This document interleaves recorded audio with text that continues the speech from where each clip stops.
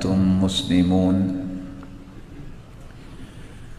يا أيها الناس اتقوا ربكم الذي خلقكم من نفس واحدة وخلق منها زوجها وبث منهما رجالا كثيرا ونساء واتقوا الله الذي تساءلون به والأرحام إن الله كان عليكم رقيبا.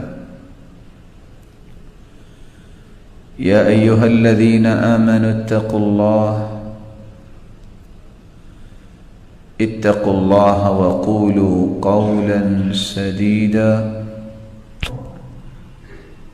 يصلح لكم أعمالكم ويغفر لكم ذنوبكم ومن يطع الله ورسوله فقد فاز فوزا عظيما. أما بعد فأعوذ بالله من الشيطان الرجيم. لقد من الله على المؤمنين إذ بعث فيهم رسولا من أنفسهم يتلو عليهم آياته ويزكيهم ويعلمهم الكتاب والحكمة وإن كانوا من قبل لفي ضلال مبين. لائق عزت تکریم سامعین مکرم، اللہ ذوالجلال کے بیش بہا احسانات اپنے بندوں پر ہیں. ان احسانات میں سے جو سر فہرست احسان ہے کہ اللہ ذوالجلال نے اس امت کو بطور ہادی و مرشد محمد الرسول اللہ صلی اللہ علیہ وآلہ وسلم جو قائد المرسلین سید البشر والرسل ہیں وہ عطا کی. رسول اللہ صلی اللہ علیہ وآلہ وسلم کی ذات اقدس مخلوق میں سے یہ وہ ذات اقدس ہے کہ جس جیسی ذات اللہ ذوالجلال نے آدم سے لے کے آج تک اور قیامت تک بھی پیدا نہیں ہو سکے گی. وہ ایسی ذات بابرکت ہے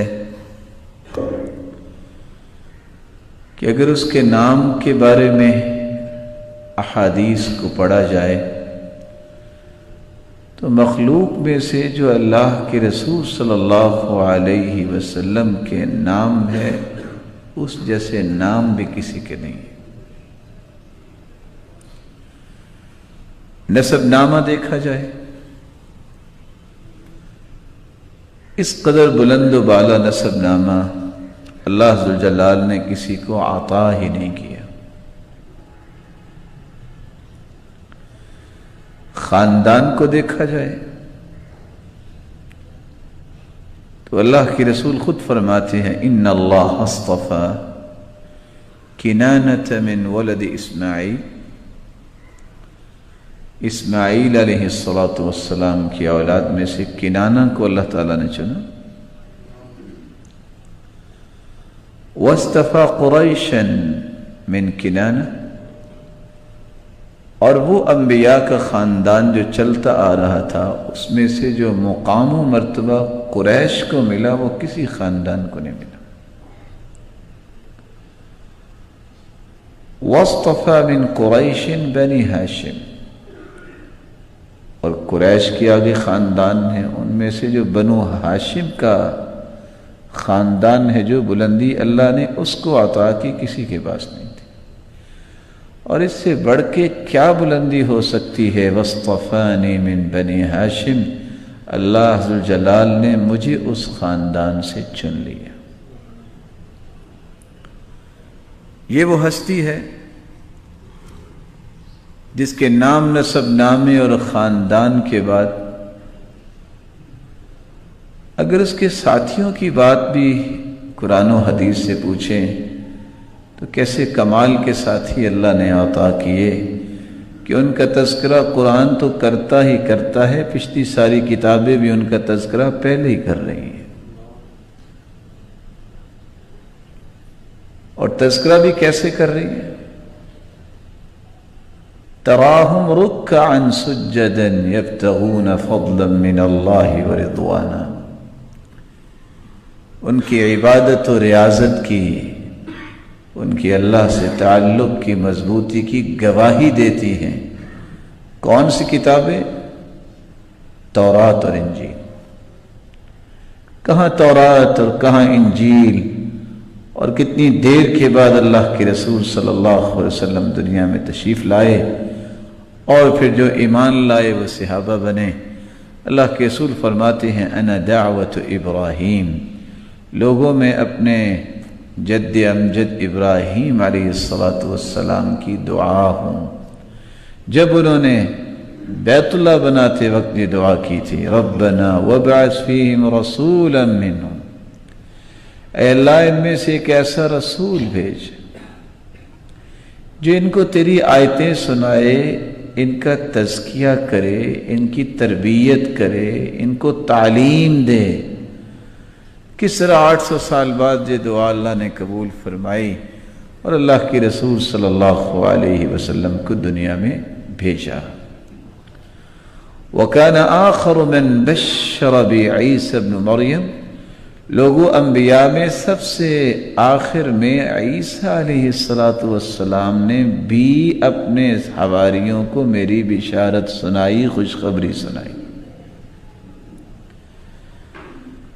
آپ صلی اللہ علیہ وآلہ وسلم کے اسم مبارک، خاندان، نسب نامے اور ساتھیوں کے ساتھ اگر آپ کے حسن کی بات کتابوں میں پڑھی جائے تو ایسا حسین اللہ نے آج تک پیدا ہی نہیں کیا۔ وَكَانَ أَحْسَنَ النَّاسِ وَجْهًا،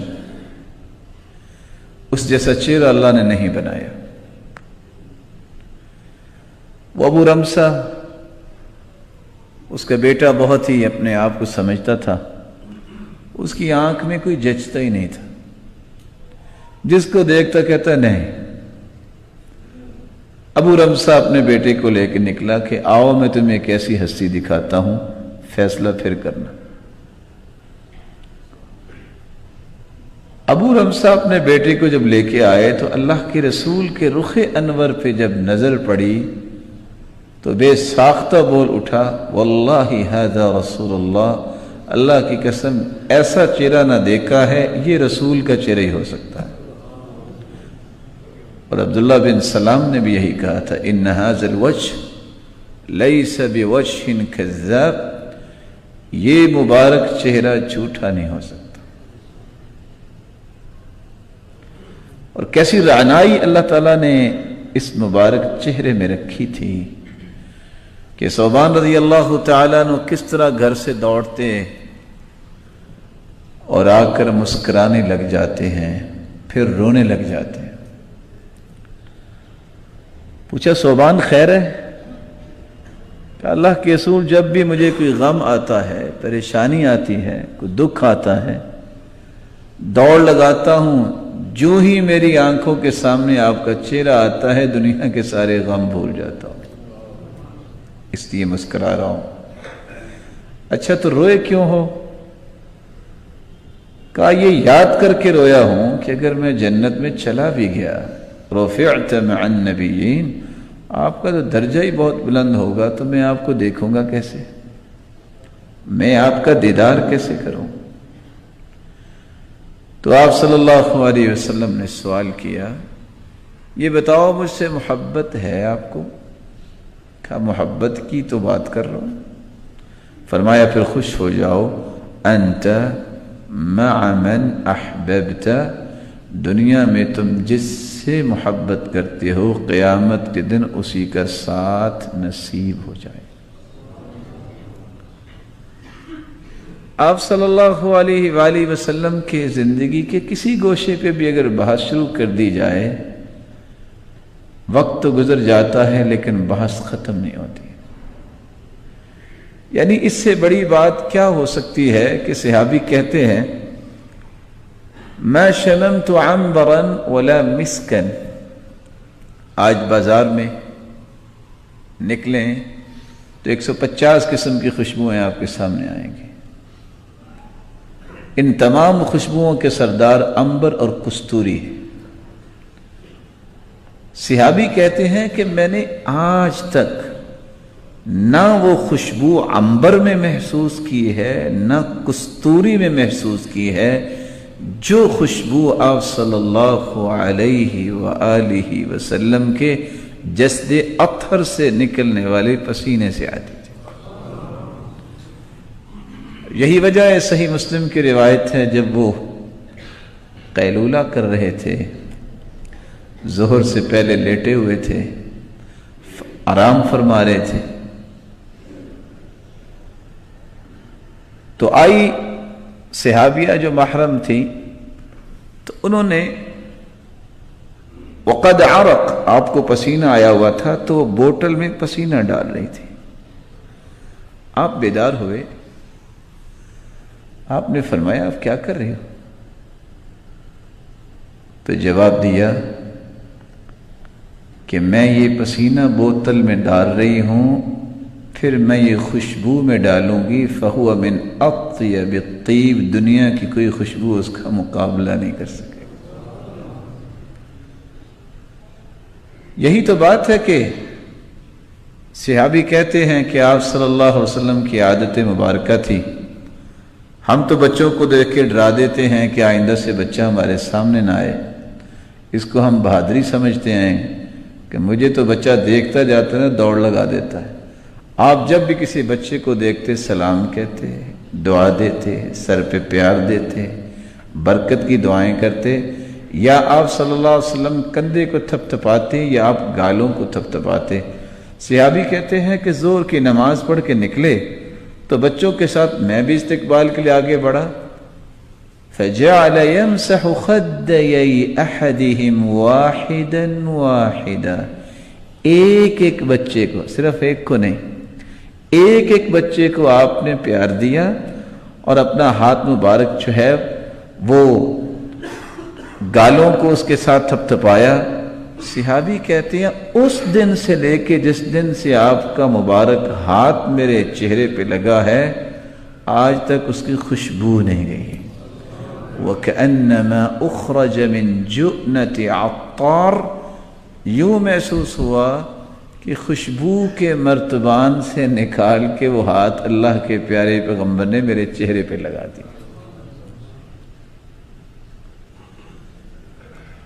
آپ کی حیا کا اگر تذکرہ چھیڑ دیا جائے تو دنیا کے اندر کوئی ایسی عورت حیا والی آئی نہیں ہے جتنی حیا اللہ نے اپنے پیغمبر کو عطا کی تھی۔ کیونکہ لفظ کیا ہے؟ کان اشد حیاء، لفظ اشد آیا ہے، اشد حیاء من العذراء فی خدرها۔ صحابہ کے دور کی بات ہے کہ آج یہ باتیں گومی ہو گئی۔ تو وہ عورت جس کو کنواری عورت کہتے، وہ لوگوں کا مزاج یہ تھا، اسلام نے بنایا کہ وہ خدر میں مخدن میں رہتی، جہاں کسی کی نظر تک نہ جاتی۔ حدیث کہتی ہے صحیح مسلم کی کہ اللہ نے اپنے پیغمبر کو اس کنواری عورت سے بھی زیادہ حیا سے نوازا تھا۔ آپ صلی اللہ علیہ وآلہ وسلم کو اللہ عز و جلال نے اس قدر بصیرت سے نوازا۔ آج مجھے اور آپ کو بھی کوئی چیز اچھی نہیں لگتی تو ہم اس کا اظہار کو 10 طریقوں سے کرتے ہیں۔ کوئی کمزور ہوتا ہے میرے جیسا تو وہ بول پڑتا ہے، کوئی گالی بھی دے دیتا ہوگا، لیکن صحابہ کہتے ہیں کہ ایسا مزاج زندگی میں شاید کسی انسان نے دیکھا ہی نہیں ہوگا۔ كان اذا كره شيئا عرفناه في وجهه، جب یہ کسی چیز کو ناپسند کرتے تم آپ کے چہرے مبارک سے صرف پہچانتے ہیں، بولتے نہیں ہوتے تھے۔ آج ہم تو اتنے بادشاہ ہیں نا کہ جو شخص ہماری مرضی کے مطابق کام نہ کرے، آپ یوں ہی سمجھیے بات کہ اس مہینے کے اندر جو ہے وہ پیسے ضائع نہ کرے تو ہم کہتے ہیں یہ تو ہے ہی کافر، یہ تو ہے ہی ابلیس کا دوست، یہ مانتا نہیں اس بات کو، مناتا ہی نہیں ہے یہ اس مہینے کو۔ یعنی اس قدر انسانیت گر چکی ہے کہ اس کو یہ بھی پتہ نہیں ہے کہ دین کس کو کہتے ہیں، کس بنیاد پہ کسی کو کافر کہنا چاہیے، کہنا بھی چاہیے کہ نہیں کہنا چاہیے۔ یہ انسانیت کی ذمہ داری اللہ نے نہیں لگائی۔ الکفر حق اللہ و حق رسولہ، یہ اللہ ذو الجلال کی ذمہ داری جو ہے وہ قرآن و حدیث نے بیان کی۔ اللہ جس کو کافر کہتے ہیں، میں کسی کو کافر نہیں کہہ سکتا، اللہ کے رسول نے جس کو کافر کہہ دیا ہے، دنیا کی کوئی طاقت ایسی نہیں ہے جو کہے کہ یہ کافر، بلکہ دنیا کے اندر تو یہ بات ہے جو حدیث میں آئی ہے، من قال لأخیہ یا کافر فقد باء بها احدہما، جو کسی مسلمان کو کافر کہہ دیتا ہے اگر وہ نہیں ہوتا تو کہنے والا کافر ہو جاتا ہے۔ لیکن آپ کا مزاج گرامی، جب کسی چیز کو ناپسند کرتے تو صرف آپ کے چہرہ انور سے پتہ چلتا کہ آپ اس وقت ناراض ہیں۔ آپ اس کا اظہار زبان سے اس انداز سے نہیں کرتے تھے جو آج امت کرنے لگ گئے۔ آپ صلی اللہ علیہ وآلہ وسلم کو اللہ تعالیٰ نے کس انداز کی قوت دی تھی؟ 30 آدمیوں کی قوت اللہ ذو الجلال نے اپنے پیغمبر کو عطا کی تھی۔ انہ اعطی قوت 30۔ وہ مکے کے اندر کچھ پہلوان بھی رہتے تھے، کلدہ بن محمد جیسے، رکانہ جیسے۔ تو ایک دن اس کو شوق آیا کہ اللہ کے پیارے پیغمبر آ رہے تھے اکیلے، تو اس نے سوچا کہ آج یہ فیصلہ ہو ہی جانا چاہیے، لوگ بڑے تنگ ہیں، سارے بتوں کو یہ برا کہتے ہیں صرف ایک رب کو مانو۔ تو اس نے مبارزت کی دعوت دے دی، کہتے میرے ساتھ آپ کشتی کریں، مصارعت کریں۔ آپ نے کہا جو اگر آپ مجھ سے جیت جائیں تو میں اسلام قبول کر لوں گا۔ اور آپ صلی اللہ علیہ وآلہ وسلم کو نہ جانے اس نے کیا سمجھا، آپ نے اس کو اٹھا کے زمین پہ دے مارا۔ کہتا نہیں، ایک مرتبہ پھر اگر آپ مجھ سے جیت جائیں تو 100 بکریاں بھی دوں گا۔ آپ نے پھر اسے اٹھا کے دے مارا۔ کہتا نہیں، ابھی میں نے کوئی ٹرکس استعمال نہیں کیے، تو ابھی 30ویں مرتبہ پھر ایسا ہو۔ آپ نے اس کا وہ بھی شوق پورا کر دیا اور ساتھ فرمایا کہ مسلمان ہو جاؤ، اما الغنم فمردودۃ علیہ، یہ بکریاں بھی ساتھ لیتے جاؤ، مجھے نہیں چاہیے، بس مسلمان ہو جاؤ، مسلمان ہو جاؤ۔ تو اللہ کے رسول صلی اللہ علیہ وسلم کو اگر طاقت دیکھی جائے تو اس جیسی طاقت بھی اللہ نے کسی انسان کو عطا نہیں کی۔ اگر آپ کے معجزات کے بارے میں ورق گردانی کریں، راتیں بیت جاتی ہیں، معجزات ختم نہیں ہوتے۔ میری اور آپ کی آنکھیں بھی ہیں، لیکن اس طرح کی کھربوں آنکھیں اللہ کے رسول پہ قربان۔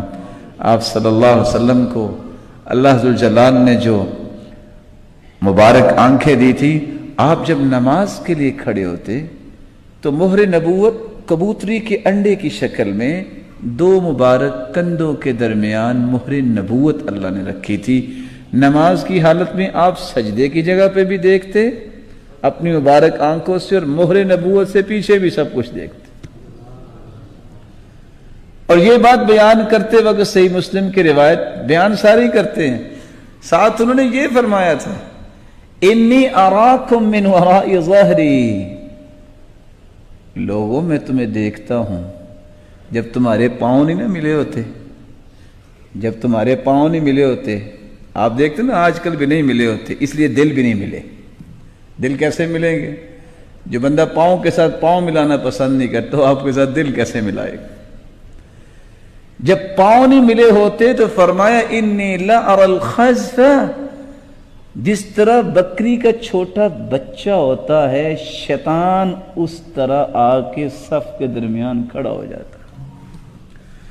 اور آپ نے کتنی بڑی بات کہہ دی، فرمایا لَتُصَوُّنَّ صُفُوفَكُمْ أَوْ لَيُخَالِفَنَّ اللَّهُ بَيْنَ وُجُوهِكُمْ، صفیں سیدھی کیا کرو ورنہ تمہارے چہروں میں بھی اختلاف پیدا ہو جائے گا، ایک کا منہ ادھر ہوگا ایک کا منہ ادھر ہوگا. اور ایسے ہی آج نہ جانے امت کو کس نے یہ پٹی پڑھائی.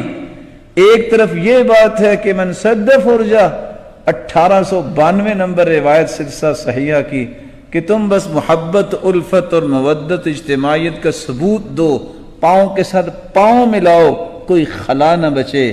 اللہ کے پیارے پیغمبر فرماتے ہیں یہ عمل اللہ کو اتنا پیارا لگتا ہے اللہ اسی وقت اس کا جنت میں گھر بنا دیتے ہیں.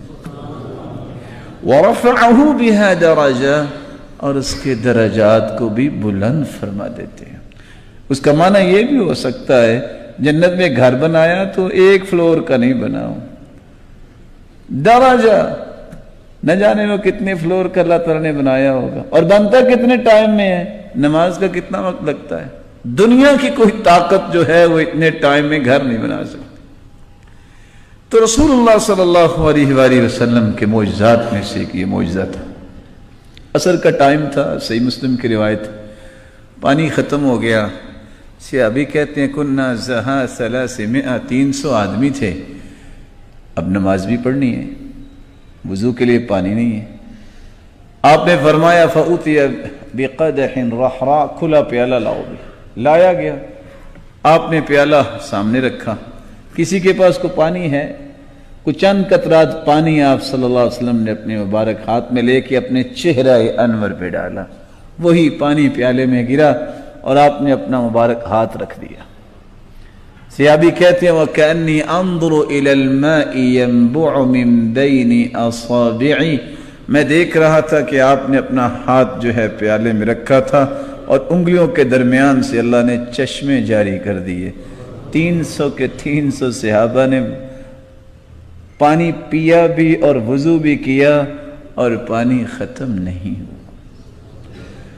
آپ صلی اللہ علیہ وآلہ وسلم کو ایک صحابیہ صحیح مسلم کی روایت ہے ام مالک، وہ چھوٹی سی کپیا میں مکھن جو ہے وہ بطور تحفہ بھجوایا کرتی تھی. آپ صلی اللہ علیہ وآلہ وسلم اس کو دعا دے دیتے اور واپس کر دیتے خالی کر کے. ام مالک جب وہ کپیا واپس آئی تو اپنے گھر میں رکھ لیتی. گھر میں سالن نہ ہوتا، وہ کپیا کی طرف جاتی تو وہ گھی سے بھری ہوتی. ایک دن 2 دن، وما حدیث کہتی ہے صحیح مسلم کی، جب بھی ایسا ہوتا ان کو ضرورت ہی نہ پڑتی، اللہ تعالیٰ نے کیسی برکت ڈالی، وہ گھی موجود ہوتا. ایک دن اس نے بچوں کو سالن تو نہیں تھا تو وہ دیا، ساتھ اس کو اچھی طرح صاف بھی کر لیا. جا کے کہتی اللہ کے رسول مدت ہو گئی ہے، ایسا ہوا تو آج ختم ہو گیا. تو آپ نے صرف سوال کیا اعصرتی ہے، کہ اس کو آپ نے نچوڑ تو نہیں لیا؟ کہا جی ہاں. تو آپ نے فرمایا اگر تم چھوڑ دیتی تو یہ تیری رہتی زندگی تک یہ باقی رہتا. میرے ہاتھ بھی ہیں کمزور سے، آپ کے ہاتھ بھی ہیں. اللہ کے رسول کے پاس ایک شخص آیا، صحیح مسلم کی روایت ہے، مجھے کچھ چاہیے. آپ نے شطر وسق شعیر، آدھا ٹوپا جو ہے آپ نے جو کا دے دیا. کتنی روٹیاں پکیں گی؟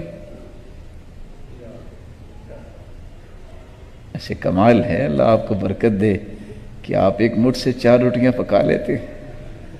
آج جی چاہتا ہے کہ سب کو لے کے آپ کے پاس ہم کھانے پہ آئیں، کیونکہ برکت ہے نا تھوڑی چیز میں. صحابی کو دے دیا، وہ خود بھی کھاتے رہے، بیوی بھی کھاتی رہی، مہمان بھی بھگتتے رہے، ختم ہی نہیں ہوتا. تو ایک دن تول کے دیکھتے ہیں کہ ہے کتنا، ذرا چیک کروں، ختم ہو گیا. آپ صلی اللہ علیہ وسلم کے پاس آئے، کہتے ختم ہو گیا. فرمایا تم نے اس کا وزن تو نہیں کیا؟ جی ایسا ہی کر بیٹھو. فرمایا لو لم تکلہ لقام لکم، اگر تم اس کا وزن نہ کرتے تو یہ کبھی ختم نہ ہوتا. جابر رضی اللہ تعالیٰ عنہ فرماتے ہیں جب خندق کا موقع تھا تو میں نے دیکھا کہ آپ صلی اللہ علیہ وسلم کے چہرے انور پہ بھوک مجھے نظر آئی. 2 دن ہو گئے 3 دن ہو گئے کھائے کچھ نہیں. تو میں نے فساررتہ فی اذنی، میں نے چپکے سے آپ کے کان مبارک میں کہا اللہ کی سورج کھانا آپ میرے پاس کھائیں. آپ تو صحابہ کے ساتھ تھے. تو آپ صلی اللہ علیہ وسلم نے جو ہی سنا، انہوں نے اس لیے کہا تھا کہ گھر میں جو ہے میں ہوں اور میری بیوی ہے، آپ صلی اللہ علیہ وسلم ہوں گے برکت آئے گی، اتنا کوئی آٹا ہے. تو آپ صلی اللہ علیہ وسلم نے بلند آواز سے کہا ایھا الناس ان جابرا قد صنع لكم سؤرا فهيا هلا. اب 1000 کے قریب لوگ تھے. فرمایا آ جاؤ تمہارے بھائی جابر نے آج دعوت کی ہے، آج کھانا وہاں کھانا ہے. جابر رضی اللہ تعالیٰ عنہ گھر پہنچے اور جا کے بیوی کو خبر دی. تو آپ نے جاتے ہی کہا کہ اچھا ایسا کرو نادی الخبازہ، ایک روٹیاں پکانے والی اور بھی بلا لو. تو مسکرا کے کہتی ہے اللہ کے رسول اتنے ہی کچھ آٹا ہے تو میں خود بھی پکا سکتی ہوں. آپ نے فرمایا بس آٹے پہ کپڑا ڈالو اور نادی الخبازہ ایک اور پکانے والے بھی منگواؤ. اب آپ کا حکم تھا، منگوا لی. روٹیاں پکائی جا رہے ہیں اور صحابہ کھائی جا رہے ہیں. 1000 کے 1000 لوگوں نے کھانا کھا لیا لیکن آٹا ختم نہیں ہوا. آپ صلی اللہ علیہ وآلہ وسلم نے صحابہ سے کہا انکم، تم بہت جلد ہی تبوک کے ایک چشمے پہ پہنچو گے. صحیح مسلم کی روایت ہے، لیکن سنو اس کا پانی استعمال نہ کرنا جب تک میں نہ آ جاؤں. آپ صلی اللہ علیہ وسلم کی آمد کا انتظار ہوا. جب آپ پہنچے تو مثل الشرا کی تبض، اتنا تسمہ ہوتا نا جوتی کا، اتنا چھوٹا سا چشمہ تھا. آپ صلی اللہ علیہ وسلم نے پانی لیا اور اپنے منہ مبارک پہ ڈالا اور آپ نے پانی اس میں گرا دیا. 7 صحابی کو کہا ہو سکتا ہے اللہ تیری زندگی لمبی کرے، یہ چشمہ اپنے ارد گرد کے تمام باغوں کو سیراب کرے گا اور مدت ہوگی، ہائے کتنے سو سال ہو گئے وہ چشمہ سیراب ہی کر رہا ہے. آپ کے معجزات کا تذکرہ میں نے پہلے کہا کہ شروع کر دیا جائے، ختم نہیں ہوتا. عبداللہ ابن عتیق، ان کی نظر کمزور تھی. ابو رافع ایک سرغنہ تھا، کافر تھا، یہودی تھا، وہ اللہ کے رسول کے خلاف شعر پڑھا کرتا تھا. تو آپ نے فرمایا کون ہے جو اس کے ساتھ انصاف کرے؟ تو صحابہ کی جماعت گئی کہ اس کو ہم دیکھ لیتے ہیں. عبداللہ بن عتیق بھی ان کے ساتھ تھے.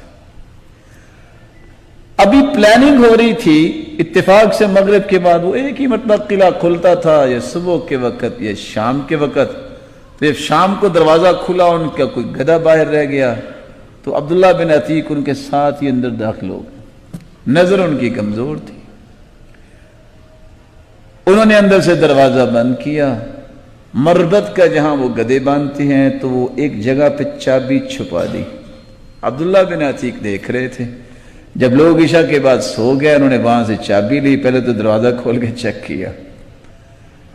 پھر ابو رافع جو رات دیر تک محفل جمائے بیٹھا ہوتا تھا انتظار کیا کہ کب لوگ چلے جائیں. جب چلے گئے تو جا کے آواز دی یا ابا رافع.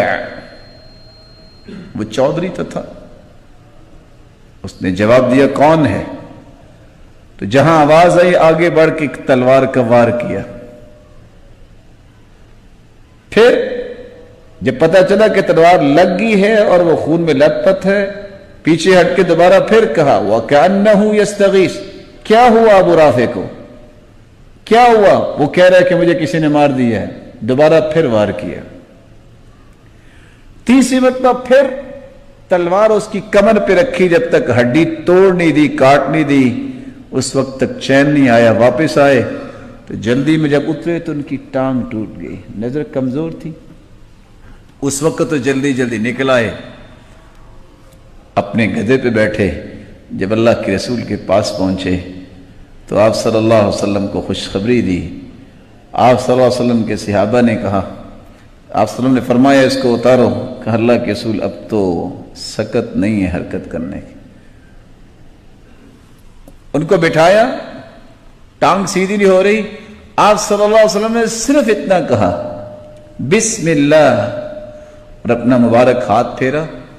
सहाबी कहती हैं जो टांग हरकत नहीं करती थी, टूट चुकी थी, इस कलमे के बाद आपने जब हाथ फेरा तो आज तक मुझे अंदाजा ही नहीं हो सका कि मेरी टांग टूटी कौन सी थी। और आप खड़े हो गए। सहाबी की आंख में तीर लगा है और आंख का डेला बाहर आ गया है, आंख पे हाथ रखे अल्लाह के रसूल के पास दौड़ के आए, अल्लाह के रसूल ये हो गया है। और आप सोच सकते हैं कितनी तकलीफ होगी। अल्लाह अकबर।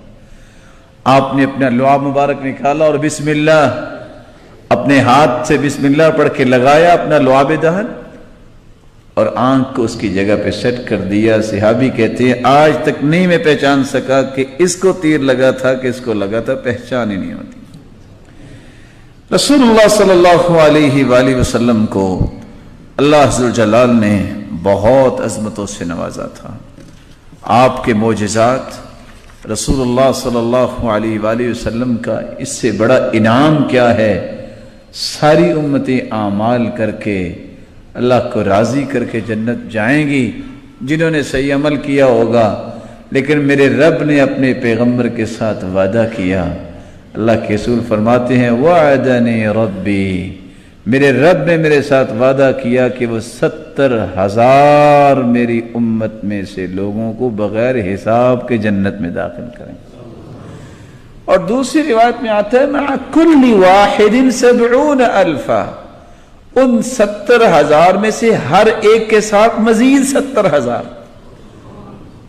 अब अगर 70,000 को 70,000 से मल्टीप्लाई किया जाए तो जवाब क्या आएगा? 4 अरब 90 करोड़ लोग ये जन्नत में जाएंगे, लेकिन का कोई हिसाब नहीं होगा और हिसाब भी नहीं होगा।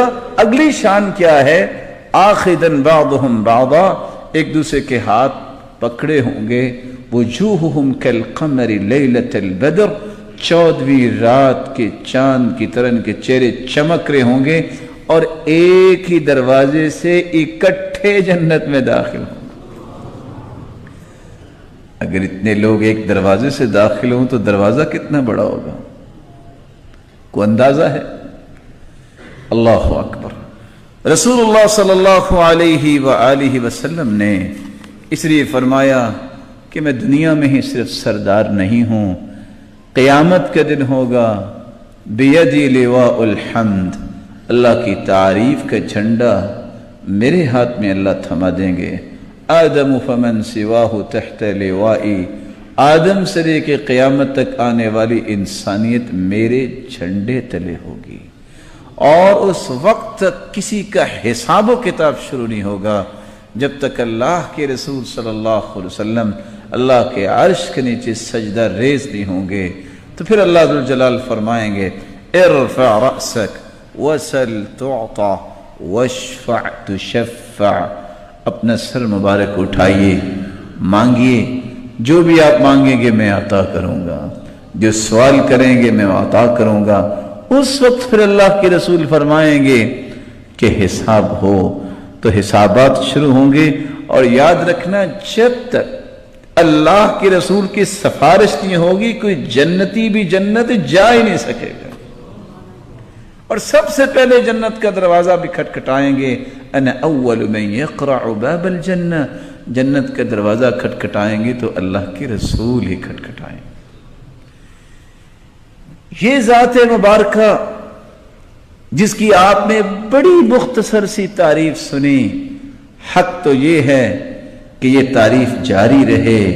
और सच्ची बात है वक्त चूंकि जुमे का बहुत मुख्तसर होता है, मुमकिन ही नहीं कि इस वक्त में आप सल्लल्लाहु अलैहि वसल्लम की तारीफ व तौसीफ को मुकम्मल किया जा सके।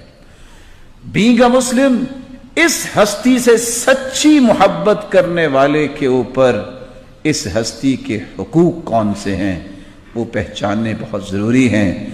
आज इसी मोहब्बत का नाम लेके न जाने कौन कौन से गलत रास्ते उम्मत ने इख्तियार कर लिए।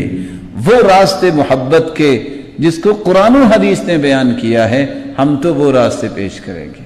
कुरान ने पहला रास्ता बयान किया है कि अगर आपको सच्ची मोहब्बत है تو پتہ کیسے چلے گا کہ آپ کی سچی محبت ہے؟ جب آپ اس ہستی پر ایمان لائیں گے کہ یہ آخری پیغمبر ہیں، یہ سچے پیغمبر ہیں، اور اس جیسی ذات اللہ تعالیٰ نے آج تک پیدا ہی نہیں کی اور قیامت تک پیدا ہو بھی نہیں سکے گی جب تک یہ ایمان نہ ہو اور جو اللہ کے رسول دین لے کے آئے ہیں اس کی تصدیق نہ ہو تو آپ کا دعویٰ صحیح نہیں ہے۔ اسی بات کو اللہ ذو الجلال نے قرآن مجید میں بیان کیا ہے، فآمنوا باللہ ورسولہ والنور الذی انزلنا واللہ بما تعملون خبیر۔ ایمان لاؤ اللہ پر اور اس کے رسول پر اور اس نور قرآن پر جو ہم نے نازل کیا، اتارا۔ جب تک تم ایمان نہیں لاتے، تصدیق نہیں کرتے اور یقین نہیں کر لیتے یہ آخری پیغمبر ہے، اس کے بعد کوئی پیغمبر نہیں آئے گا اور یہ سب سے اعلیٰ پیغمبر ہیں، جب تک یہ عقیدہ نہیں بنتا اس وقت آپ کی محبت کا دعویٰ کسی کام کا نہیں ہے۔ یہ دھوکہ ہوگا جو اپنے آپ کو دے رہے ہو، یہ فراڈ ہوگا جو آپ کرنا چاہ رہے ہو، لیکن یہ فراڈ اور دھوکہ اپنی جان سے ہی کرو گے، کسی کو کوئی نقصان نہیں ہوگا۔ محبت اس وقت تک ثابت نہیں ہوگی آپ کی جب تک آپ کا ایمان اور آپ ان کے دین کی تصدیق نہیں کرتے۔ میں نے محبت کا لفظ کیوں بولا ہے؟ میں نے عشق کا لفظ کیوں نہیں بول دیا؟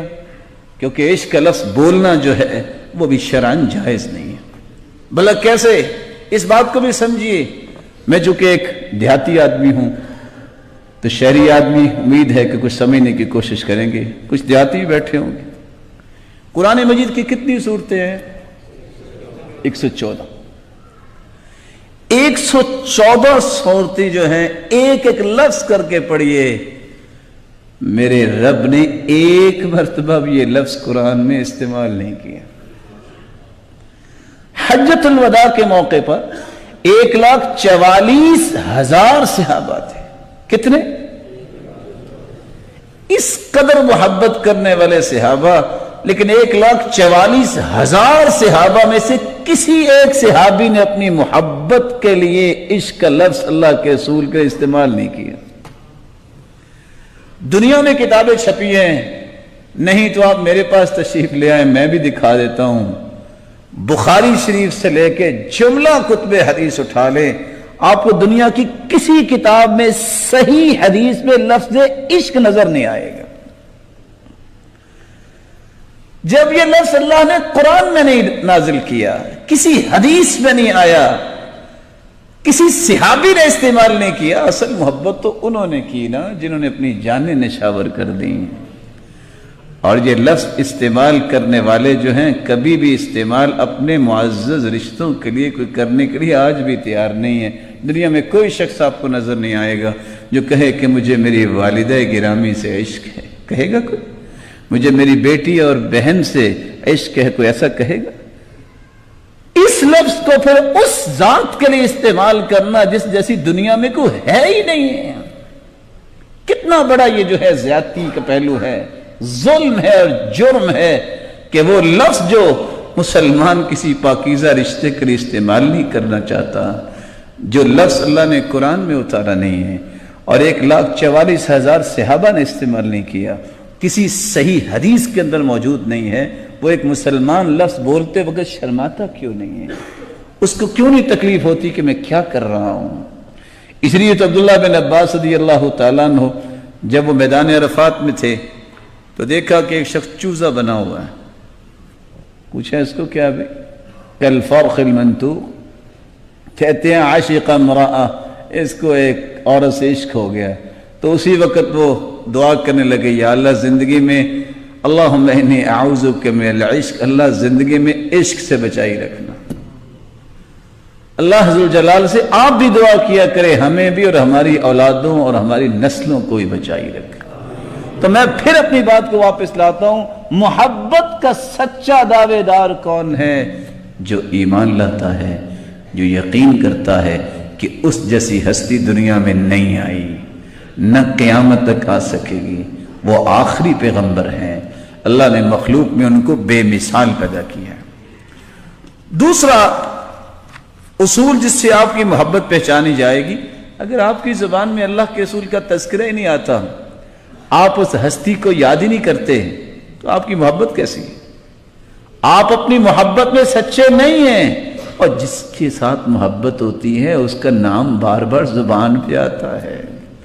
حتیٰ کہ آپ دیکھیں 10 بیٹے ہوں، جس سے زیادہ پیار ہوتا ہے ماں باپ اس کا زیادہ نام لیتے ہیں، تو آپ کی محبت اس وقت سچی ثابت ہوگی کہ آپ ہر بات کریں تو آپ کی بات میں یہ چھلکتا نظر آنا چاہیے، اللہ کے رسول نے یہ فرمایا، اللہ کے رسول نے یہ کیا، آپ صلی اللہ علیہ وسلم کے سامنے کیا گیا تو آپ نے یہ فرمایا۔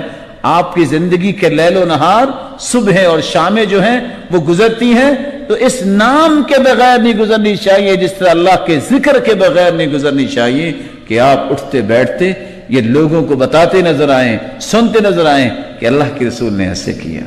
یہی محبت کا اصل تقاضا ہے کہ اس کے تذکرے کے ساتھ اپنی زندگی کے پہلوؤں کو درست کیا جائے۔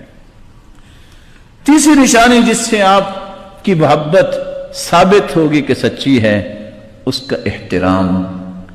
ایک احترام تھا آپ کی زندگی میں اور ایک احترام ہے اب۔ اس وقت کیا احترام تھا؟ کوئی صحابی اونچی آواز سے بولتا نہیں تھا ان کے سامنے، بلکہ چچا عباس رضی اللہ تعالیٰ عنہ سے کسی نے پوچھا کہ آپ بڑے ہیں کہ اللہ کے رسول بڑے ہیں؟ کہتے ہیں ہوا اکبر منی وانا ولدت قبلہ، ویسے بڑے تو وہی ہیں، میں نا پہلے ذرا پیدا ہو گیا تھا، بڑے وہی ہیں۔ اور دوسری روایت میں آتا ہے ہوا اسن منہ واسن منہ، وہ عمر میں تو بڑے ہیں لیکن ویسے بڑے وہی ہیں۔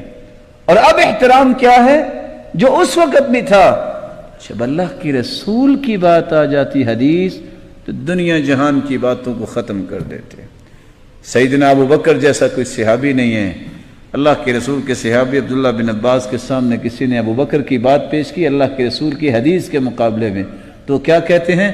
خشیت ان تنزل علیکم حجارۃ من السماء، مجھے ڈر آ رہا ہے کہیں تم پہ پتھروں کی بارش نہ ہو جائے۔ تم نبی کے مقابلے میں صحابی کی بات لاتے ہو؟ اگر صحابی کی بات نبی کے مقابلے میں نہیں آ سکتی تو آج کل کے 1400 سال بعد کے مسلمان کی بات پیش کی جا سکتی؟ چوتھا حق یہ ہے دنیا جہان سے بڑھ کے اس سے محبت کی جائے۔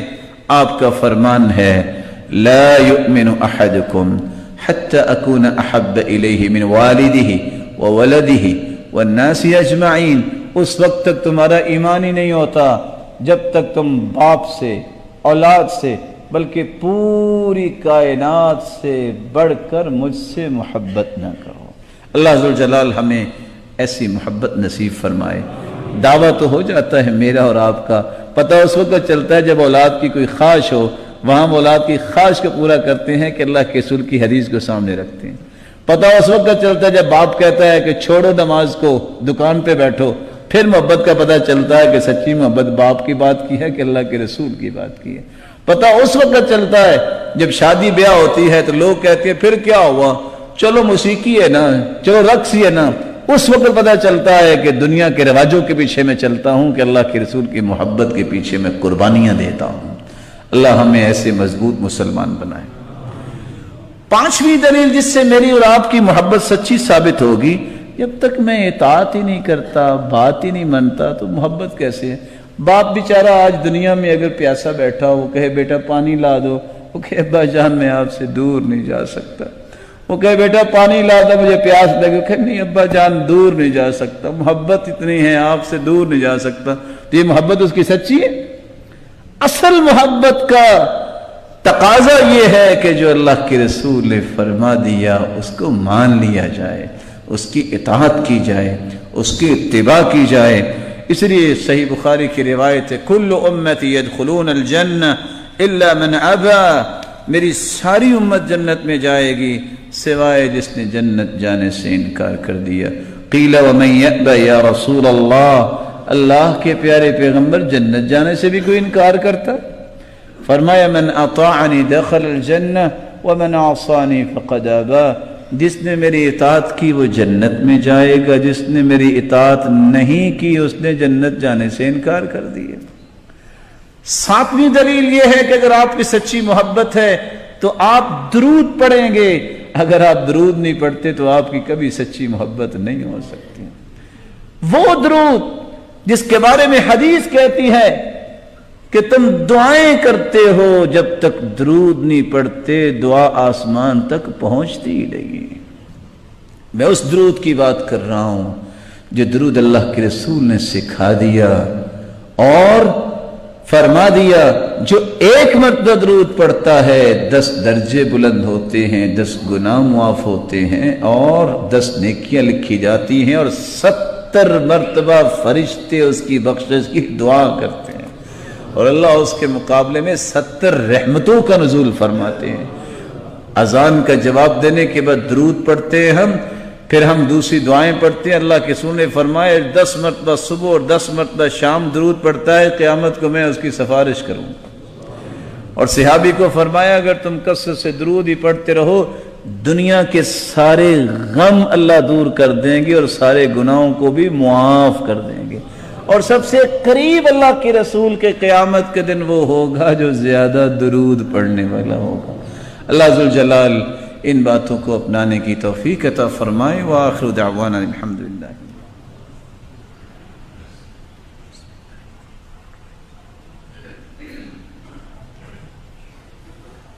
अल्हम्दुलिल्लाहि अला इहसानिहि व शुक्रु लहु अला तौफीक़िहि व इम्तिनानिहि, अम्मा बाद फ़अऊज़ु बिल्लाहि मिनश शैतानि फ़इन्नहु अदुव्वुन लिल इंसानी।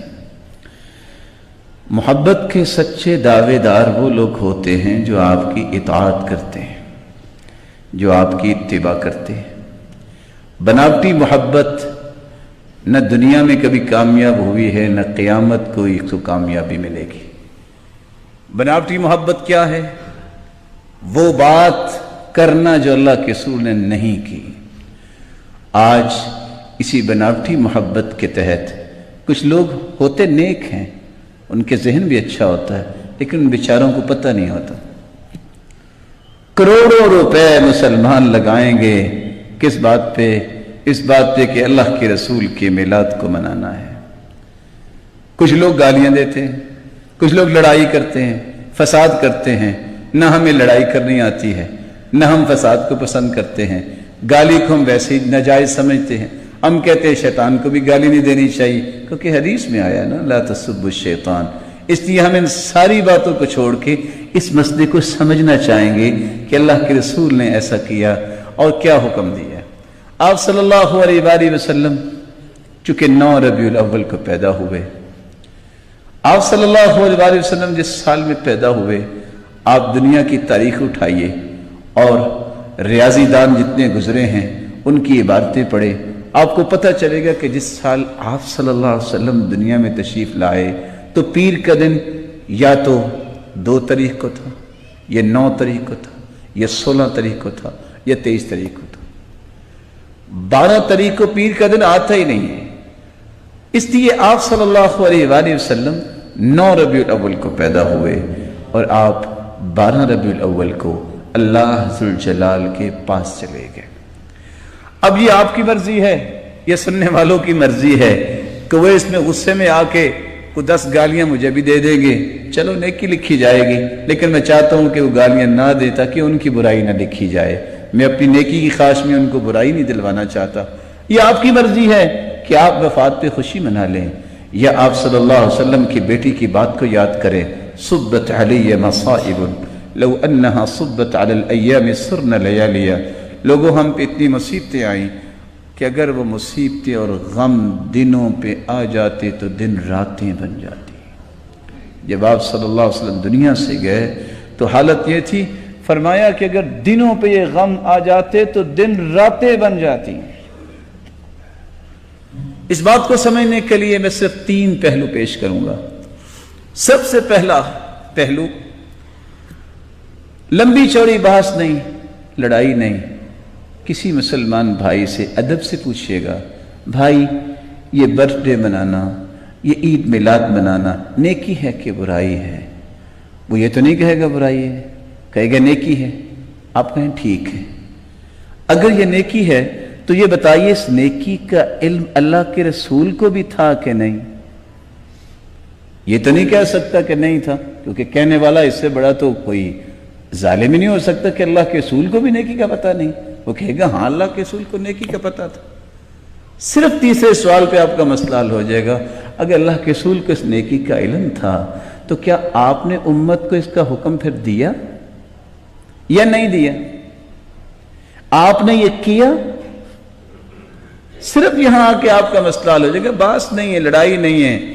اگر تو وہ کہے کہ حکم نہیں دیا تو پھر بھی مسئلہ حل ہو گیا، اور اگر وہ کہہ دے کہ ہاں اللہ کے رسول نے حکم دیا تو اس سے ادباً گزارش کیجئے کہ صرف ایک حدیث دکھا دے، صرف ایک حدیث۔ 63 سال اللہ کے رسول کو ملے ہیں، آپ نے کسی ایک سال بھی یہ کام کیا ہو؟ سیدنا ابوبکر صدیق جس کی محبت کا اندازہ یہ ہے کہ وفات کے بعد اپنا سر گھٹنوں میں لے کے بیٹھ کے رویا کرتے تھے، کہتے تھے کب اللہ کے رسول سے ملیں گے۔ 2 سال حکومت کی ہے، انہوں نے ایک مرتبہ بھی یہ کام کیا ہو؟ وہ عمر رضی اللہ تعالی عنہ جو 10 سال خلیفہ رہے ہیں، انہوں نے ایک مرتبہ بھی یہ منایا ہو؟ وہ عثمان جس کے بارے میں فرمایا تھا عثمان میری اگر کوئی اور بھی بیٹی ہوتی تو میں تیرے نکاح میں دیتا، عثمان آج کے بعد تم جنتی ہو، جو بھی کچھ عمل کرو، ما ضر عثمان بعد هذا اليوم۔ اور عشاء سے لے کے صبح تک دعا صرف یہی کرتے رہے، اللہ عثمان کو بخش دے، اللہ عثمان کو بخش دے۔ 12 سال ان کی حکومت رہی ہے، انہوں نے ایک مرتبہ کیا ہو؟ سیدنا علی کو کون نہیں جانتا؟ یہ کون ہیں؟ یہ سیدہ فاطمہ کے خامند ہیں، علی المرتضی رضی اللہ عنہ وارضاہ۔ 4 سال تک انہوں نے حکومت کی ہے، خلافت کی ہے، ایک مرتبہ انہوں نے ایسا کیا ہو؟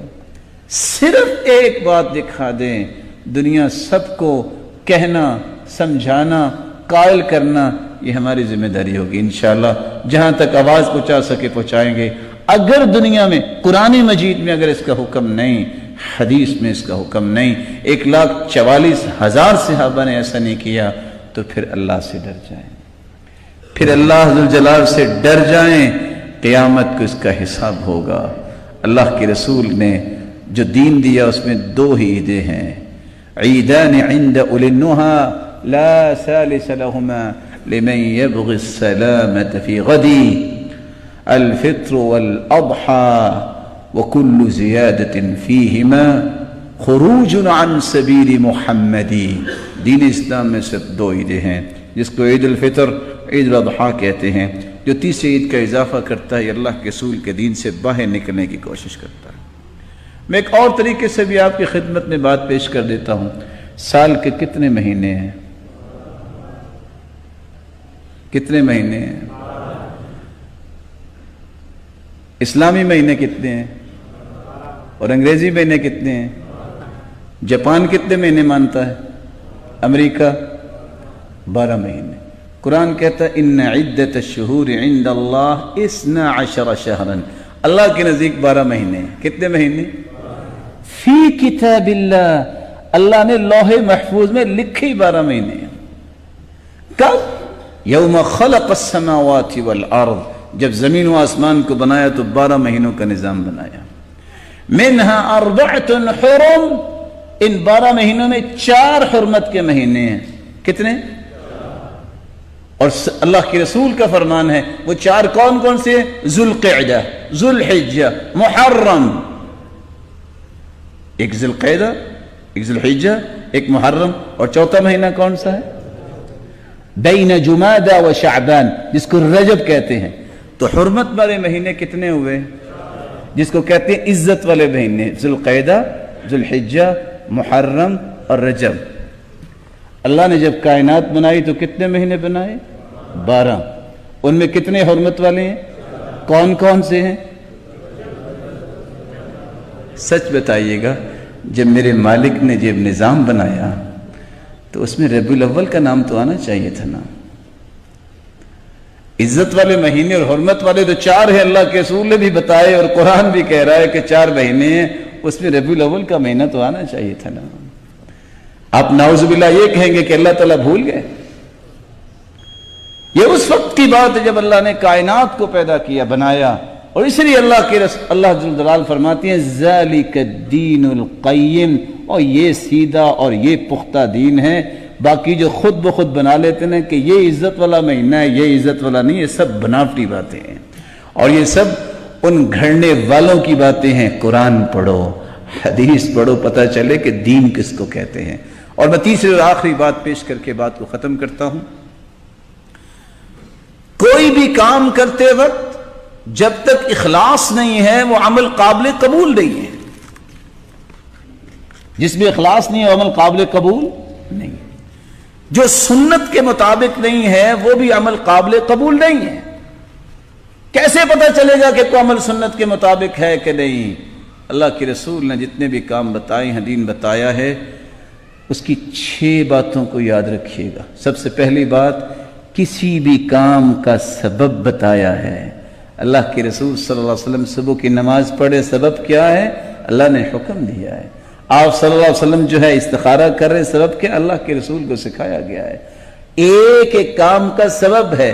ایک بندہ کہے چونکہ 28 کہ 22 کہ پتہ نہیں فلاں تاریخ کو معراج ہوئی تھی تو اس دن تو رات جاگنا چاہیے، سبب کیا ہے؟ اللہ کے رسول ہی تو معراج پہ گئے، انہوں نے ایسا کیا؟ کوئی سبب نہیں۔ ایک بندہ گھر سے نکلے، گھر میں داخل ہو، جب نکلے 2 رکعتیں پڑھے، جب آئے 2 رکعتیں پڑھے، نماز ہی ہے نا؟ کیوں جی؟ برائی تو نہیں ہے نا؟ جائز ہوگا اس کے لیے؟ کیوں؟ اللہ کے رسول صلی اللہ علیہ وسلم سے جب تک یہ ثابت نہیں ہے اس وقت تک یہ اجر کا باعث نہیں ہے۔ کسی بھی چیز کو سنت کے مطابق چیک کرنے کے لیے جنس کو چیک کرتے ہیں۔ آپ صلی اللہ علیہ وسلم نے فرما دیا کہ یہ جانور قربانی پہ کرنے ہیں۔ اب سچ بتائیے، گھوڑا حلال ہے کہ حرام؟ حلال ہے نا؟ نیل گائے حلال ہے کہ حرام؟ کوئی کرتا ہے قربانی میں؟ کیوں نہیں کرتا؟ مزیدار بھی ہوتی ہے، اور صحابہ نے خود گھوڑا کھایا ہے۔ اللہ کے رسول صلی اللہ علیہ وسلم کے صحابہ، ام سلمہ فرماتی ہے کہ ہم سفر میں تھے، ہم نے گھوڑے کو ذبح کیا، باوجود اس کے کہ وہ حلال ہیں، نیل گائے بھی حلال ہے، لیکن کبھی کسی نے قربانی پہ کی ہے؟ جب بھی کوئی عبادت کرتے ہیں تو اس کا ایک وقت ہے، اس سے پہلے نہیں ہو سکتی۔ اگر آپ ابھی بیٹھے بیٹھے کہیں کہ 15 دن بعد کی نماز میں آج پڑھ لوں، آپ نہیں پڑھ سکتے، پتہ نہیں آپ زندہ رہیں گے کہ نہیں۔ ہو سکتا ہے نا کوئی بندہ کہے توبہ توبہ، بڑی بھیڑ تھی حج پہ، چلو جی آج کل خالی ہوگا مینا میں، آج کل حج کر کے آ جاتا ہوں، اتنے رش میں تو نہیں کر سکتا۔ کر سکتے ہیں آپ؟ کیوں؟ کیونکہ حج کے مہینے متعین ہیں، انہی میں ہو سکتا ہے حج۔ یہ نہیں ہو سکتا کہ سارے حاجی محرم کو واپس چلے جائیں تو آپ کہیں اکیلا خوب پٹائی کروں گا میں شیطان کی، کوئی نہیں اور ہوگا، اور مینا میں بھی اکیلا ہی رہوں گا میں، عرفات میں بھی ٹھاٹ سے اکیلا رہوں گا۔ وہ وقت مقرر ہے، اور پھر شریعت جگہ کا تعین کرتی ہے۔ ایک بندہ کہتا جی سفر نہیں ہوتا، بیت اللہ کے چکر کیا کاٹنے ہیں، میرا گھر بھی کافی بڑا ہے، میں اس کے ساتھ چکر نکال لیتا ہوں، حج ہو جائے گا، اس کا طواف ہو جائے گا، اسی جگہ جا کے ہوگا۔ یہ شریعت نے طے کر دیا ہے۔ شریعت نے مقدار بھی طے کر دی ہے کہ اس سے زیادہ نہیں کر سکتے۔ وضو کرنا یہ نیکی کا کام ہے کہ برائی کا؟ حدیث میں آتا ہے 1 مرتبہ 2 مرتبہ 3 مرتبہ ہاتھوں کو، پاؤں کو، اپنے اعضاء کو دھویا جائے۔ اگر بندہ کو 4 مرتبہ دھوتا ہے تو پھر کیا حرج ہے؟ اچھی طرح دھویا نا اس نے۔ حدیث کہتی ہے فقد اعتدى وظلم اخطا، تینوں روایتیں ہیں۔ جس نے 3 سے زیادہ مرتبہ دھویا اس نے ظلم بھی کیا، زیادتی بھی کی، اور گناہ بھی کیا۔ صبح کی نماز کی کتنی رکھتے ہیں؟ فرض 2۔ اگر کوئی کہے میں 6 پڑھنا چاہتا ہوں تو آپ کو کیا اعتراض ہے؟ بھی عبادت ہے نا۔ اعتراض اس لیے کہ اللہ کے رسول نے بتائی 2 ہیں، اور سب سے بڑی بات یہ ہوتی ہے اعتراض کیا ہے اس میں؟ کیا حرج ہے؟ نیکی کا کام ہی نا۔ نیکی وہ ہوتی ہے میرے پیارے بھائی جو اللہ کے رسول نے کی ہوتی۔ اس لیے حدیث میں آتا ہے کہ وقت آئے گا لوگ فجر کی نماز بھی 4 رکعتیں پڑھا کریں گے، صحیح الجامع کی روایت ہے۔ اور یہ قیامت کے نزدیک ایسا ہوگا، بدعت اتنی عام ہو جائیں گی کہ ہر شخص یہ مت سوچے گا کہ اللہ کے رسول نے کیا ہے کہ نہیں، اپنی چاہت کے مطابق جو ہے وہ کام کرے گا۔ اور قرآن کہتا ہے فَاسْتَقِمْ كَمَا أُمِرْتَ، مستقیم ہونا چاہتے ہو، سیدھے راہ پہ قائم ہونا چاہتے ہو، تو اس طرح ہو جس طرح تمہیں حکم دیا گیا. یہ نہیں کہا فاستقم کما رغبت، اس طرح مستقیم ہو جاؤ جس طرح تم چاہتے ہو. پھر اللہ کے رسول نے ترتیب بیان کی ہے. اب نماز پڑھنی ہے تو کیا مطلب ہم رکوع بعد میں کر لیں گے، سجدہ پہلے کر لیں، کیا مشکل ہے؟ کر سکتے ہیں. وضو کرنا پہلے پاؤں دھونے، چہرہ بعد میں دھو لیں گے، کر سکتے ہیں. یہ ترتیب ہے. اس ترتیب سے ہی ہمیں کام کرنے ہوں گے. آپ زندگی میں کوئی کام کرنے لگیں، میں آپ سے صرف ایک گزارش کروں گا، کوئی لڑائی نہ کیجیے، کوئی گالی نہ دیجیے، کسی کو برا کہنے کی کوئی ضرورت نہیں ہے. صرف آپ کے سامنے دو پیمانے شریعت نے رکھے ہیں. ترکت فیکم امرین لن تضلوا ما تمسکتم بہما کتاب اللہ و سنت رسولی. ایک اللہ کی کتاب لوگوں میں چھوڑ کے جا رہا ہوں، ایک اس کے رسول کی سنت. جو ان دونوں میں سے کسی کو چھوڑ دے گا وہ گمراہ ہو جائے گا.